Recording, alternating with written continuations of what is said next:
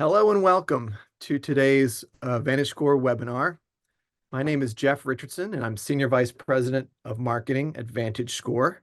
And thank you for joining. This is the third in a series of webinars where we've been tracking the progress of the implementation of the VantageScore 4.0 model in the mortgage market. And I'll cover our agenda here in a second, but I first wanted to cover some housekeeping.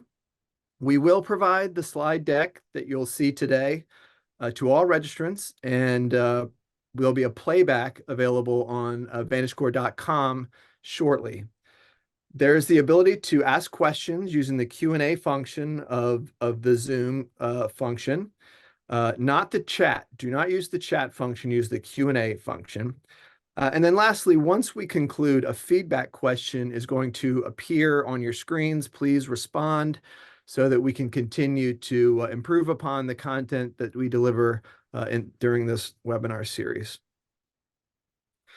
Our presenters today are my colleagues, Tony Hutchinson, Senior Vice President for Industry and Government Relations at VantageScore, and Atif Mirza, who is our Vice President of Digital for VantageScore.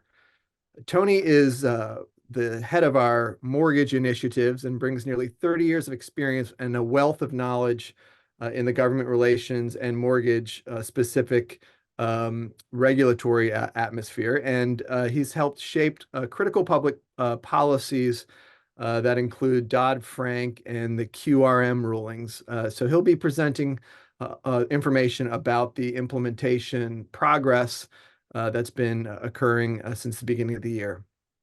And we'll do something a little bit differently where Atif will join and provide some information about the relative credit health of U.S. consumers. And so more specifically, our agenda is going to include an important development that occurred that has been in demand from market participants, which is a data set of mortgages that have been appended with VantageScore 4.0. Tony will cover that and other specific implementation developments.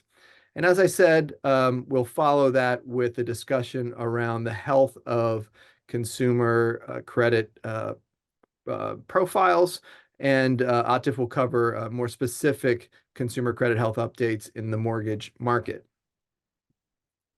But first, I wanted to just cover a little bit about VantageScore. We are razor focused on being the most innovative and most inclusive credit scoring model in the marketplace. We provide the most predictive, transparent, and reliable credit scoring models that are available to the market, which score about 33 million more consumers than conventional models. In turn, this helps drive financial inclusion and helps lenders grow their portfolios profitably. And that's why we're the fastest growing credit score model out there, and many of the largest and most sophisticated lenders and fintechs turn to VantageScore to assist in their credit decisions. As we march towards implementation in the GSE marketplace, I think it's important for the market participants to really understand our footprint. As I said, many of the largest market participants already use VantageScore. Some of those companies are represented here on the right of the screen. And when we last counted in 2022, over 19 billion VantageScore credit scores were used in the marketplace. Those numbers will be refreshed and updated shortly.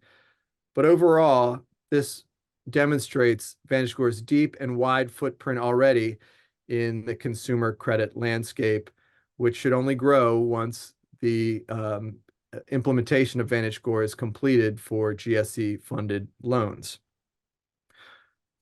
With that as a baseline, I'd like to turn the webinar over to my colleague, Tony, to dig into a little bit about where we are on implementation. Tony, over to you. Thank you, Jeff. Good afternoon, everyone, and thank you for taking the time to get an update on the new credit score implementation process for the conventional conforming market. Over the next few minutes, I will review FHFA's activities to this point and where they plan to go. I will provide you with the most recent announcements and how they impact the credit score model update timeline. I will recap the latest FHFA stakeholder forums, two of which have just occurred. and then preview ways that you can begin to prepare for the transition using VantageScore 4.0. So first, let's review what has occurred and where we are. In October of 2022, the FHFA indicated that they would make changes in the conventional conforming market. Fannie Mae and Freddie Mac are going to upgrade their credit score models from the classic score, which is currently in use, to VantageScore 4.0 and FICO 10T. That set off a wave of activity.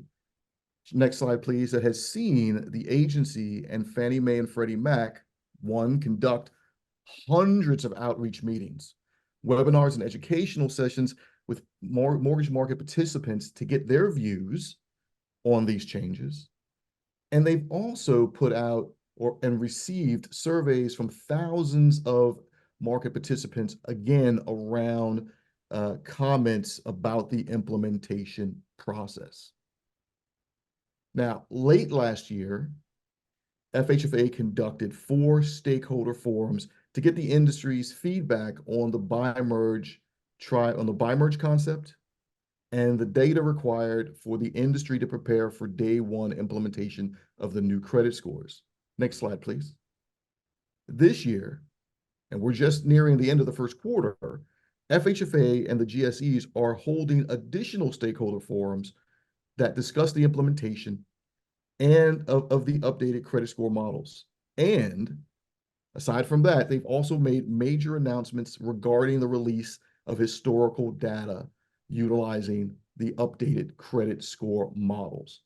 So there has been a lot of progress that has taken place over the last year and a half to get to this point. We've had mortgage participant feedback given to the GSEs and the FHFA.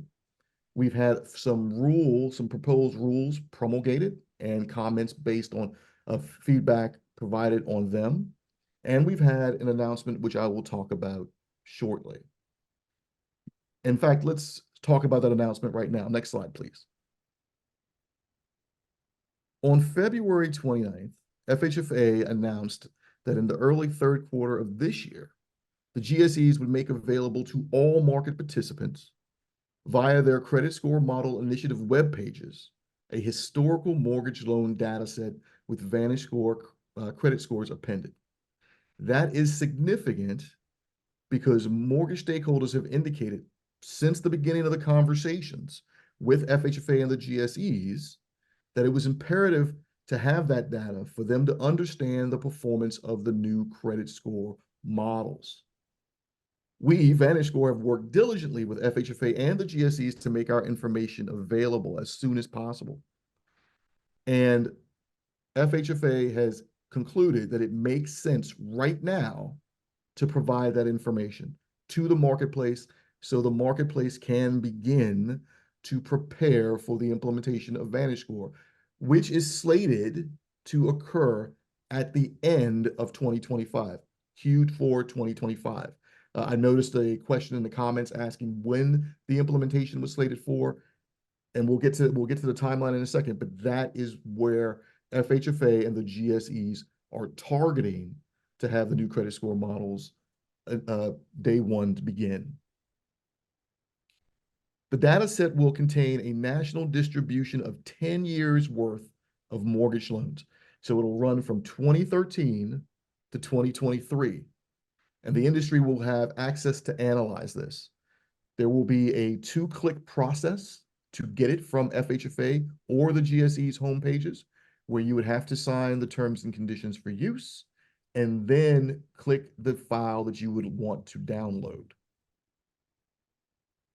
FHFA will announce when a subsequent data set will be available for analyzing. But third quarter of this year, and they said early third quarter, which means they're targeting the beginning of the third quarter of this year to place that data set in the hands of mortgage participants. On the heels of that announcement, the FHFA also decided to implement the new buy-merge option for the entire market at the same time that they go live with the new credit scores, meaning at the end of 2025. So Q4 of 2025, there will be two things occurring. The first thing will be every mortgage originator will have to pull both a VantageScore 4.0 and a FICO 10T score. At that same time, mortgage market participants will have the ability to choose a buy merge option for their borrowers. Now, the buy merge option is not mandatory. It is an option. You can either continue to pull a tri-merge as you have in the past, or you can pull a buy merge report. And that's important because when we start talking about what came out of the forums recently, it all has to do with how you use that buy merge option. And why did they decide to do this at the end of the fourth quarter, during the fourth quarter of 2025, at the same time that they're initiating the new credit score models? It's because the industry spoke and said that they wanted a big bang styled implementation, meaning that they wanted everything to occur all at once, not a tiered approach that was initially provided, but all at once. Next slide, please. So where does this place us on the credit score model implementation timeline? To date, the initial industry feedback, specifications for the uniform loan delivery data set are complete, and they are in the process of releasing the historical data set with VantageScore 4.0 credit scores appended to it. Under TBD, you have the next credit scores to be pushed out with the historical database. And one thing to point out is there was an initial trial period where there were the classic score that's being used, VantageScore 4.0 and FICO 10T were slated to be pulled third quarter of this year. That has been made TBD until the next data set, historical data set, is put in the marketplace. From what I understand, that can still occur third quarter of this year, but most likely may be pushed back until fourth quarter. But they have not made a full determination on that. So stay tuned for when you will be required to start pulling all three.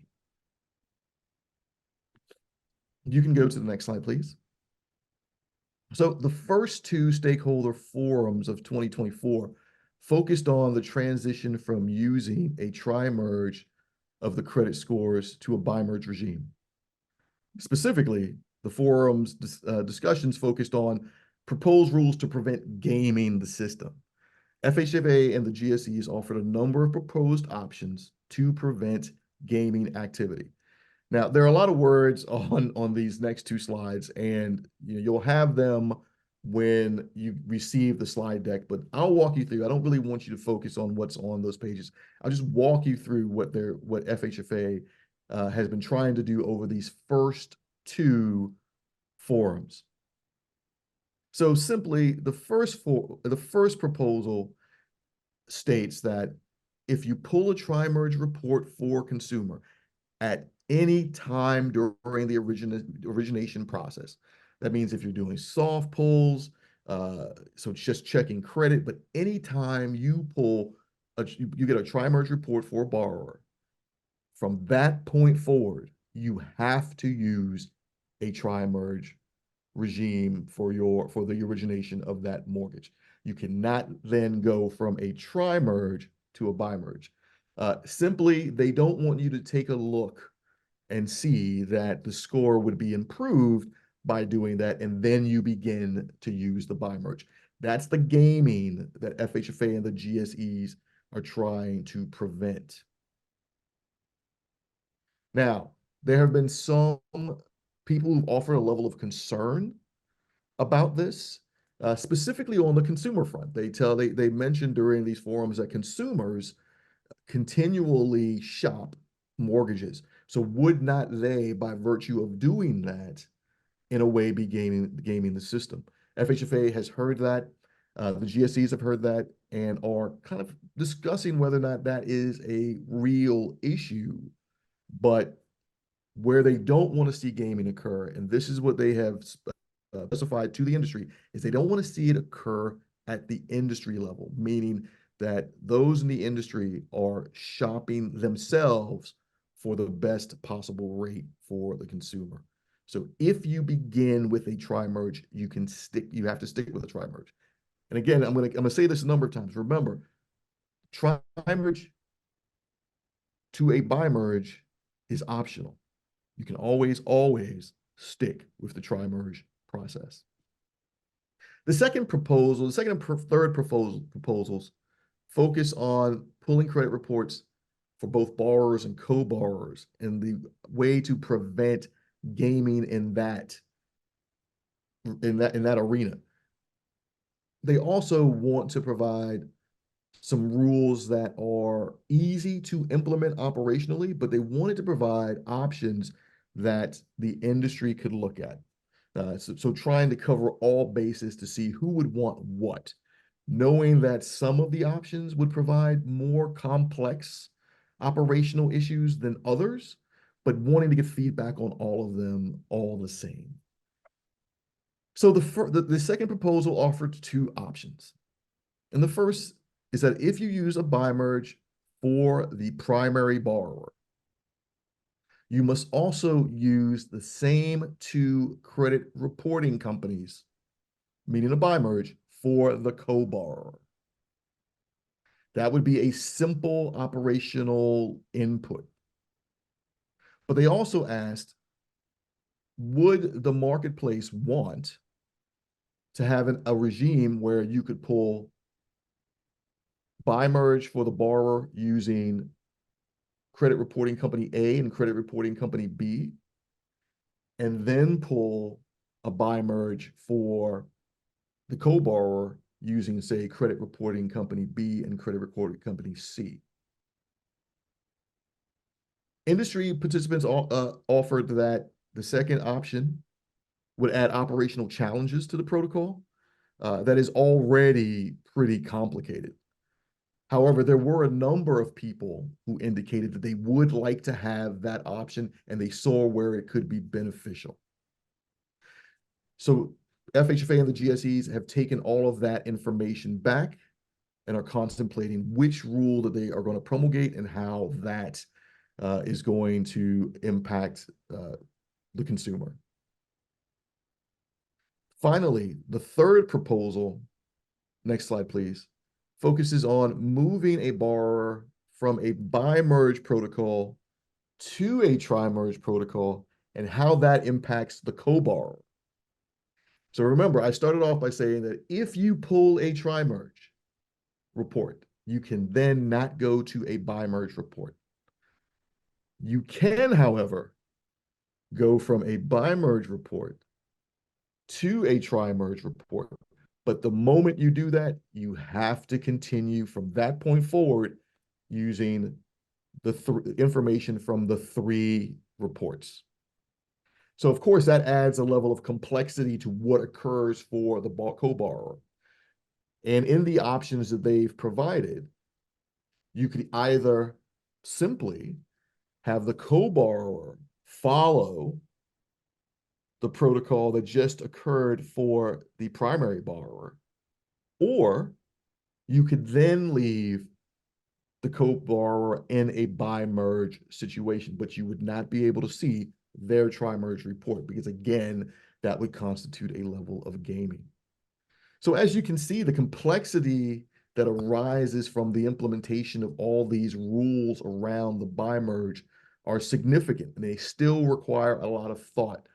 That also played into the process of FHFA and the GSEs changing their mind about the tiered approach from moving to a bi-merge regime to pushing it all the way back to the end of Q4 in 2025, where it can occur in a big bang event. So one of the things I will just want to reiterate to you before I move on is that FHFA is still taking feedback on these issues. The process remains open. I would suggest to everyone on this call, if you have not joined them in the past or offered feedback on these issues in the past, to do so. You can do that simply by going to FHFA.gov, searching their website for Credit Score Initiative. And on that page, it will give you an email where you can send all of your comments, all of your questions, as well as sign up to be on the distribution list for the upcoming stakeholder forums. And just as an FYI, the next two stakeholder forums occur April 9th and April 23rd. And the focus there will be on how to handle the transition period of loan delivery. So to break that down simply, what they want to know is, when we get closer to day one, there are going to be loans that are originated prior to utilizing the new credit score models that are going to be out there lingering in the marketplace on their own. And they want to know, how should we handle that? So if implementation day one was November 1st, then you know at the end of October, there will be loans that originate with the old scores. So the question becomes, how do you handle all the loans in the run up to the new scores? And they want to get industry feedback on that. Again, April 9th and April 23rd.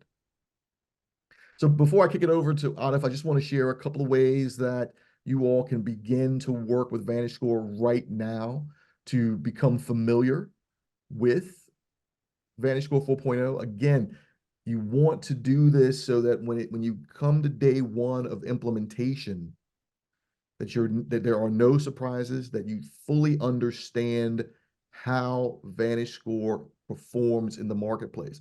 And there's some simple ways to do this, and you can work with your third-party credit score provider to get our scores, and you can work with the credit reporting companies Experian, Equifax, and TransUnion directly to get these scores to accomplish these goals. I'm going to highlight two ways to do this, but I'll just run through this list really quick. You can do it at origination, just to test to see if the scores can come into your systems and how you can house those in your systems for transmittal to the GSEs. If you have mortgage portfolios, either special purpose credit programs or just a portfolio in general, and you want to get a sense of how your systems can handle bringing in the score and how they perform, you could have our score appended to your special purpose credit program. You can even use them at origination for non-conforming loans. There are a number of conduits in the capital markets that are accepting the new scores in the marketplace, and we can work with you to get that to get your product distributed to that marketplace. And finally, if you're doing any type of long-term risk analytics, there is the opportunity to append again to a historical data set specifically for your risk managers. But we'll talk about how each of these looks really quickly over the next two slides. So the first, again, is for an existing mortgage portfolio. You have a portfolio, you can work with us to work with your third-party provider, credit score provider, or the credit reporting company that is the primary that you're working with. We can have VantageScore 4.0 appended to the entire portfolio or a portion of it, so that you can begin to see the performance over time. We can take a look at a time period, which I would recommend, so you can watch how the score holds up over time, so that you will understand what the delinquency rates look like, how the profile of the lender of the different borrowers are impacted by the score. Quickly, the next one, and this is the one that I think a lot of folks may want to start using specifically around special purpose credit programs or refinances or some of the non-GSE products that you may have out there, and that is to pull the score at origination. You pull a VantageScore 4.0 at origination, one that gives you an opportunity to see performance over time, obviously, but it also shows you who gets scored. And there may be some folks that under the old score, when it comes through, may have been denied, that are now no longer going to be denied because of the predictability, and all the information that's included in the new score. But getting it at origination would be an opportunity for you to see that. At this point, I'm going to stop. I saw that there may be a number of questions in the Q&A. I will go to answer some of those. You can always reach out to us directly after the webinar. At this point, I'm going to turn it over to my colleague, Atif Mirza, who's going to talk about our digital tools, as well as the health of the credit of the consumer. Thank you, Tony. Good afternoon, everyone. My name is Atif Mirza, and I'm responsible for digital tools at VantageScore. Just a quick plug: all of these tools that we have at VantageScore, they're free, open access, available on our website, and you don't need a user ID or password to gain access to those. So today I'm going to talk about consumer credit health using one of our tools, Credit Gauge, which specifically talks about credit health across using the VantageScore credit score, delinquencies, originations, average balances, balance to loan ratios. So next slide, please. So first thing we talk about in Credit Gauge is the average VantageScore credit score and how it's trending over time. And I'm happy to say that we were the early reporter last year when average VantageScore credit score lowered 1 point from 702 to 701. However, it has been flat rest of the year into early this year, which indicates that the overall consumer health is pretty strong. Just to note that the VantageScore credit score range from 300 to 850. Next slide, please. So we also track consumer credit quality through the consumer credit VantageScore credit tiers, which is on this slide we have subprime at the lower of the chart, which is shown in gray color, 300 to 600 scores. And then moving on to the near prime, 601 to 660, represented in blue color. And then the prime, 661 to 780, which is orange. And then the yellow, which is super prime. And what we observed in Credit Gauge was that the prime segment, which is the orange segment, shrank 1% year over year, really triggering the shift of population into super prime credit segment, as well as in the subprime credit segment. And that was in terms of the population, approximately 1.7 million moving up into a super prime, and about 700,000 out into subprime segments. And that indicates that the credit quality rising with higher scoring consumers, while the economic pressures still impact the lower credit tier consumers. And next slide, please. And then we also track delinquencies across overall by product, by credit tiers, as well as by age class and by income class. And when looking at overall delinquencies, we see a steady rise in delinquencies across the board, especially the early stage delinquencies were in most recent month were at 1.04%, which is almost 4-year high, reaching near pre-pandemic level, which is January of 2020. Next slide, please. And then the other thing that we track is the originations across products. You can also have this view by credit tiers and by income class and age class. But what we have seen in Credit Gauge is that lenders have slowed the originations, especially with the higher interest rate and inflation. Lenders are continuing to brace economic stress among these consumers. Next slide, please. And then in terms of the overall balances and balance to a loan ratio, we see that the balances fell in February, along with the balance to loan ratio, which is for the second consecutive month, 52.2% in February, which is almost 3-year low across these products. And I would say at the end, end this with the credit gauge is available, again, free access online as a PDF report, as well as it is available through a series of dashboards where you can self-service through product and by age class and income levels through our website. So with that, I'll hand it back to Jeff. Thank you, Atif. Thank you, Tony. That concludes the slides portion of the webinar, and I think Tony's addressed the questions that were in the Q&A function. I would just plug, if you want to keep track of all things VantageScore, please follow us on LinkedIn as well. And you can reach out to us about pilots at info@vantagescore.com. Please also hang on just a quick second further and fill out the feedback survey. Thank you all for joining us today. We really appreciate your time, and we're looking forward to working with everybody to implement VantageScore quickly and successfully in the mortgage market. Have a wonderful day, everybody. Thank you.